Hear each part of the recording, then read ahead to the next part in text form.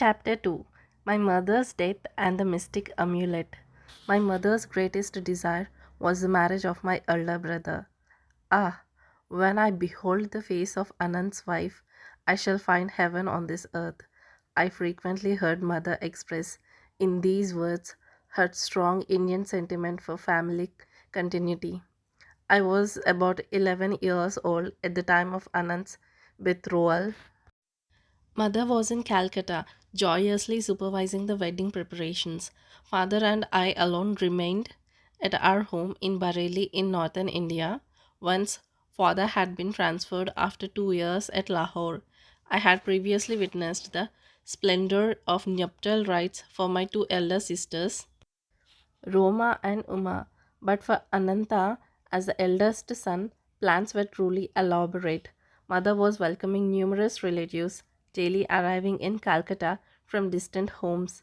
She lodged them comfortably in a larger, newly acquired house at 50 Amherst Street. Everything was in readiness. The banquet delicacies, the gay throne on which brother was to be carried to the home of the bride to be, the rows of the colorful lights, the mammoth cardboard elephants and camels, the English, Scottish, and Indian orchestras, the professional entertainers, the priests for the ancient rituals. Father and I, in gala spirits, were planning to join the family in time for the ceremony. Shortly before the great day, however, I had an ominous vision. I was in Bareilly on a midnight. As I slept beside father on the piazza of our bungalow, I was awakened by a peculiar flutter of the mosquito netting over the bed. The flimsy curtains parted, and I saw the beloved form of my mother. Awaken your father. Her voice was only a whisper. Take the first available train at 4 o'clock this morning. Rush to Calcutta if you would see me. The wraith like figure vanished. Father, father, mother is dying. The terror in my tone aroused him instantly. I sobbed out the fatal tidings. Never mind that hallucination of yours. Father gave his characteristic negations to your new situation. Your mother is in excellent health. If we get any bad news, we shall leave tomorrow. You shall never forgive yourself for not starting now. Anguish caused me to add bitterly, nor shall I ever forgive you. The melancholy morning came with explicit words: Mother, dangerously ill, marriage postponed, come at once. Father and I left distractedly. One of my uncles met us en route at a transfer point. A train thundered towards us, looming with a telescopic increase. From my inner tumult, an abrupt determination arose to hurl myself on the railway tracks. Already bereft, I felt of my mother. I could not endure a world suddenly bare to the bone. I loved mother as my dearest friend on earth. Her solacing black eyes had been my refuge in the trifling tragedies of my childhood.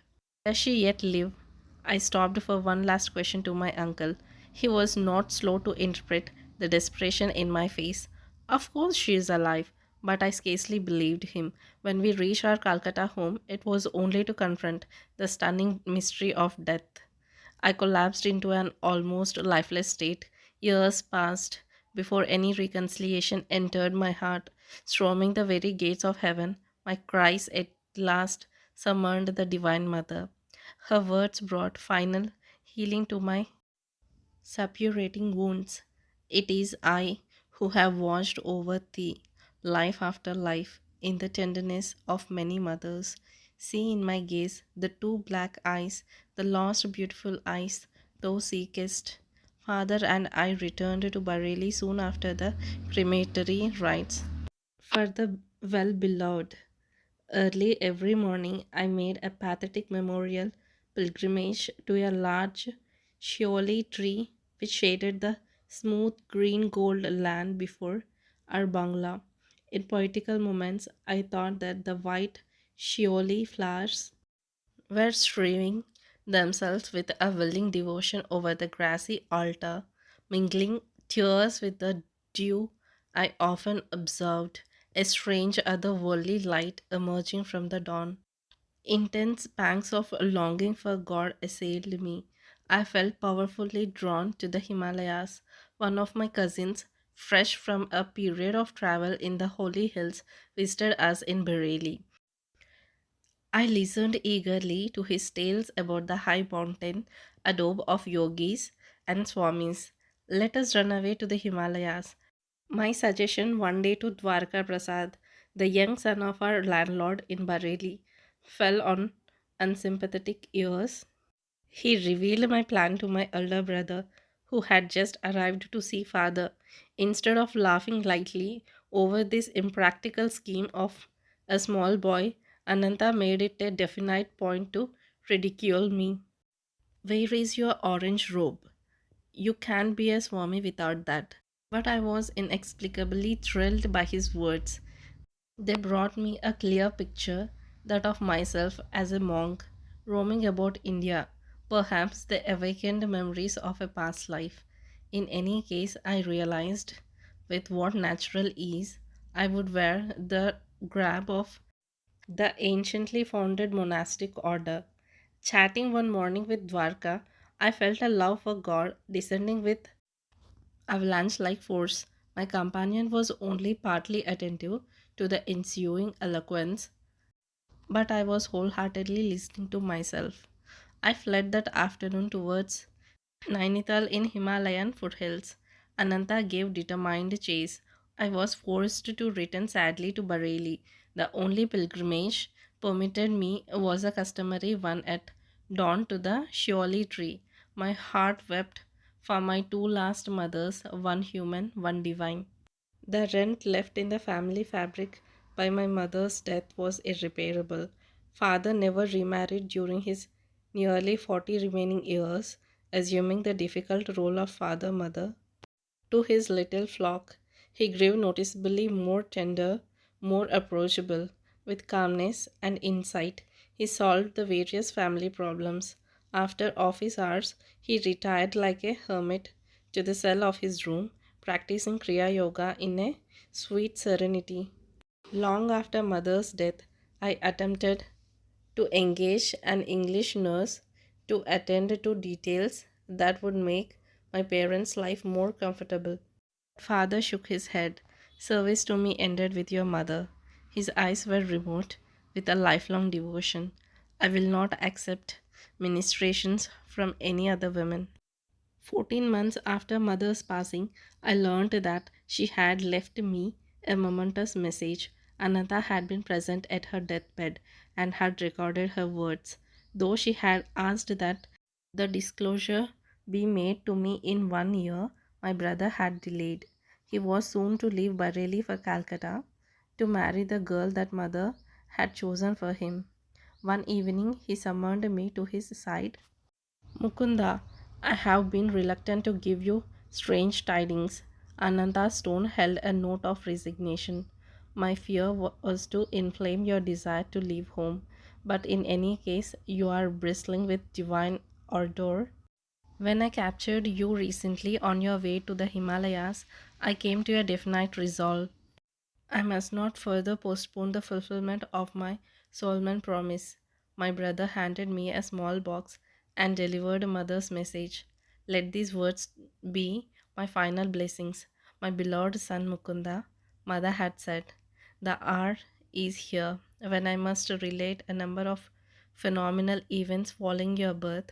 I first knew your destined path when you were but a baby in my arms. I carried you then to the home of my Guru in Banaras, almost hidden behind a throng of disciples. I could barely see Lahari Mahashaya as he sat in deep meditation.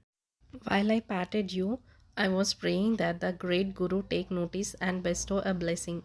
As my silent devotional demand grew in intensity, he opened his eyes and beckoned me to approach. The others made a way for me. I bowed at the sacred feet. Lahari Mahashaya seated you on his lap, placing his hand on your forehead by way of spirituality, baptizing you. Little mother, the son will be a yogi. As a spiritual engine, he will carry many souls to God's kingdom. My heart leaped with a joy to find my secret prayers granted by the omniscient Guru. Shortly before your birth, he had told me you would follow his path.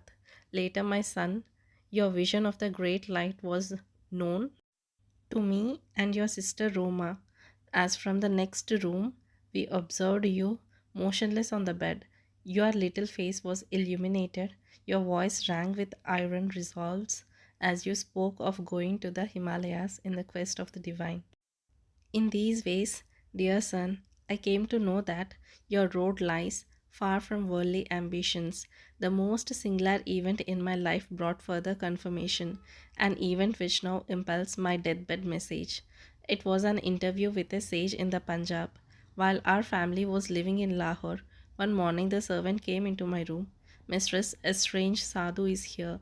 He insists that he sees the mother of Mukunda. These simple words struck a profound chord within me. I went at once to greet the visitor. Bowing at his feet, I sensed that before me was a true man of God. Mother, he said, the great masters wish you to know that your stay on earth shall not be long. Your next illness shall prove to be your last. There was a silence during which I felt no alarm, but only a vibration of great peace. Finally, he addressed me again. You are to be the custodian of a certain silver amulet. I will not give it to you today. To demonstrate the truth in my words, the talisman shall materialize in your hands tomorrow as you meditate. On your deathbed, you must instruct your eldest son, Ananta, to keep the amulet for 1 year and then to hand it over to your second son. Mukunda will understand the meaning of the talisman from the great ones. He should receive it about the time he is all ready to renounce all worldly hopes and to start his vital search for God.